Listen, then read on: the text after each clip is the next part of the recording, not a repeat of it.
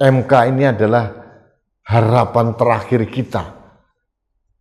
Kalau kita merasa tidak sreg dengan undang-undang yang dianggap melanggar dengan konstitusi, di MK lah kita menaruh harapan terakhir agar diluruskan, agar semua perundang-undangan itu sesuai dengan konstitusi atau Undang-Undang Dasar 1945. Saya tidak skeptis terhadap Adis Kadir ya. Mungkin dia memang hebat atau mudah-mudahan benar-benar hebat. Cuma masalahnya kesannya kok DPR RI, pimpinan DPR RI tidak mempunyai kepekaan bahwa sosok ini sangat resisten di mata masyarakat loh. Mempunyai rekam jejak yang ya tidak elok lah, ada catatan hitam bahwa pernah dinonaktifkan, menjadi salah satu pemicu menyebabkan kerusuhan dan demonstrasi. Mengapa pimpinan DPR tidak mempunyai kepekaan sosial seperti itu? Kepekaan sosial, kepekaan politik kok tidak dimiliki? Heran saya.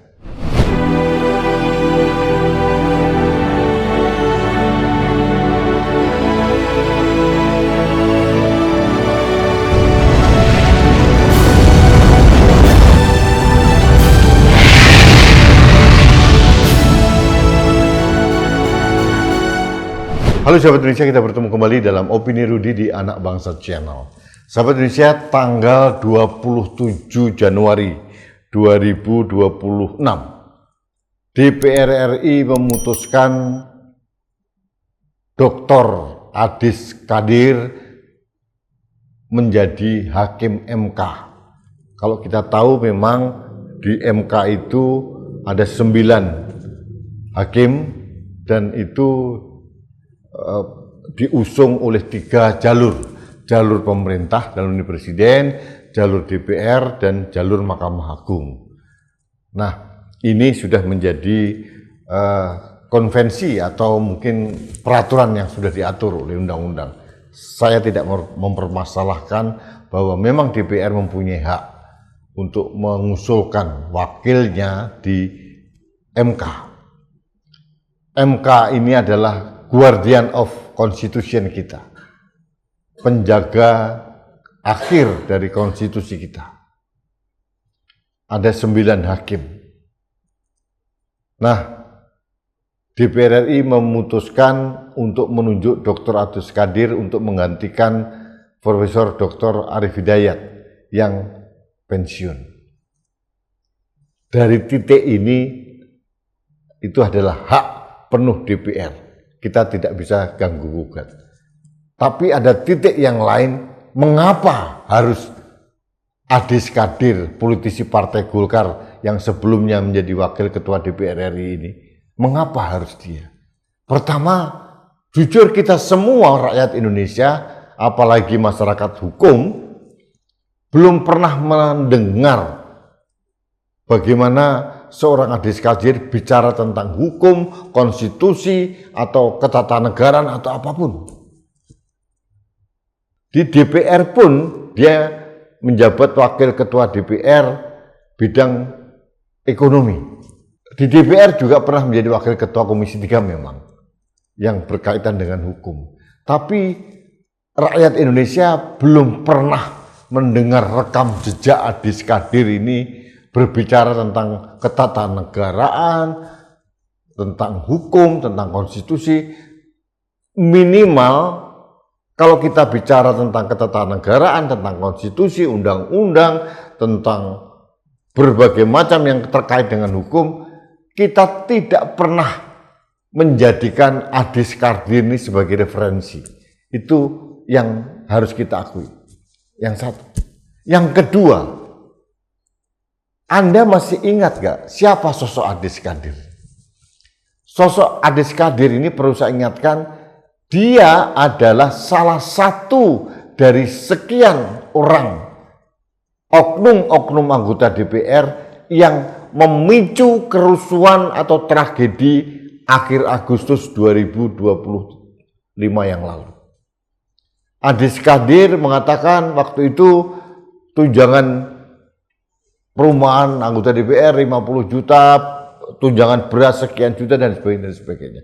Apa yang disampaikan oleh Adis Kadir itu dianggap memicu kemarahan rakyat. Betapa hebatnya negara memfoya-foyakan anggota DPR. Nah, akhirnya Adis Kadir sempat dinonaktifkan oleh Partai Golkar.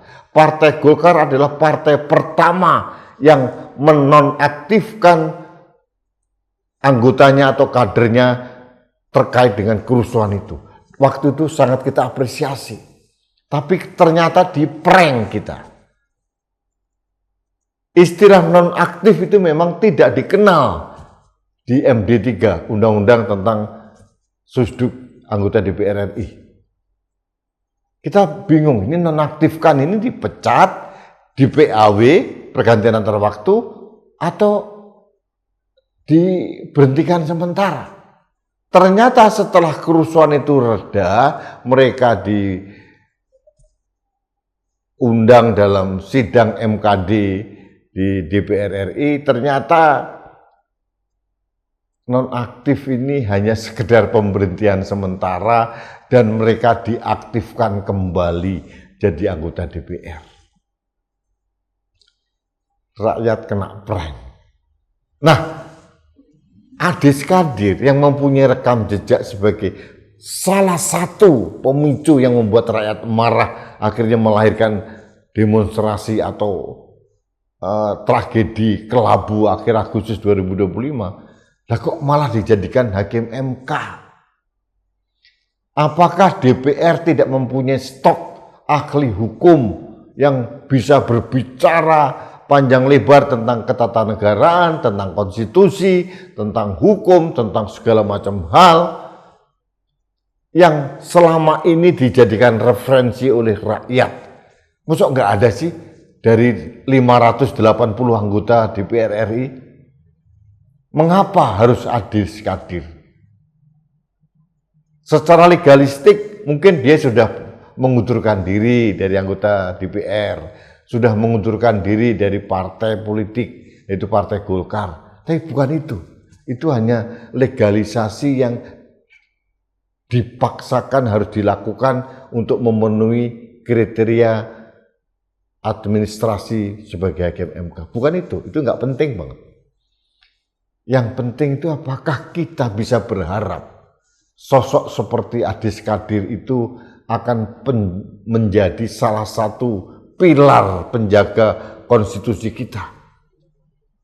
Belum lagi kita mempertanyakan kapasitasnya, kapabilitasnya, kemudian independensinya. Dia orang partai. Memang ada anggota partai politik, mantan anggota partai politik yang menjadi hakim MK seperti Arsul Sani misalkan atau yang lain gitu. Tapi kalau Adis Kadir ini menurut saya terlalu banyak kontroversi dan tidak mempunyai rekam jejak. Katakanlah master hukumnya, doktornya itu di bidang hukum, tapi mohon maaf bukan universitas ternama seperti UI misalkan, atau seperti Erlangga gitu, atau Unpad atau apa. Saya tidak meremehkan rekam jejak perguruan tinggi swasta atau apa ya.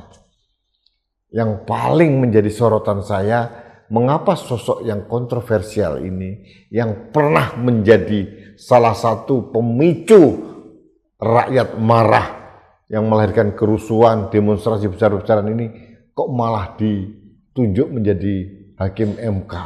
MK ini adalah harapan terakhir kita. Kalau kita merasa tidak sreg dengan undang-undang yang dianggap melanggar dengan konstitusi, di MK lah kita menaruh harapan terakhir agar diluruskan, agar semua perundang-undangan itu sesuai dengan konstitusi atau Undang-Undang Dasar 1945. Saya tidak skeptis terhadap Adis Kadir ya. Mungkin dia memang hebat atau mudah-mudahan benar-benar hebat. Cuma masalahnya kesannya kok DPR RI, pimpinan DPR RI tidak mempunyai kepekaan bahwa sosok ini sangat resisten di mata masyarakat loh. Mempunyai rekam jejak yang ya tidak elok lah, ada catatan hitam bahwa pernah dinonaktifkan, menjadi salah satu pemicu menyebabkan kerusuhan dan demonstrasi. Mengapa pimpinan DPR tidak mempunyai kepekaan sosial seperti itu? Kepekaan sosial, kepekaan politik kok tidak dimiliki? Heran saya. Saya tidak meragukan atau mungkin tidak bisa menolak karena itu memang hak DPR ya. Cuma sebagai rakyat itu adalah atasannya anggota DPR. Sebagai rakyat saya berhak untuk menyuarakan opini saya bahwa mengapa di antara 580 anggota DPR yang luar biasa hebat, yang mempunyai kompetensi hebat, katakanlah seperti Profesor Dr. Yasona Lauli misalkan, menjadi hakim MK, orang tidak akan kaget. Beliau hampir 10 tahun menjadi Menteri Hukum dan HAM. Beliau ahli hukum yang sangat senior, atau mungkin tokoh-tokoh lain. Mengapa harus ada Kadir? Ini pertanyaan yang tidak akan mendapatkan jawaban. Harus siapa yang menjawab? Tidak akan bisa kita mempertanyakan hal ini. Biarlah jawabannya mengambang, hilang begitu saja, tertiup angin. Gone with the wind, karena kita memang merasa betapa anehnya negeri saya yang tercinta Indonesia ini. Ini keresahan saya sebagai rakyat. Saya tidak memprotes, saya ingin menyampaikan pertanyaan-pertanyaan yang menggumpal di dada saya. Terima kasih sahabat Indonesia, kita bertemu kembali dalam Opini Rudi selanjutnya. Sampai jumpa.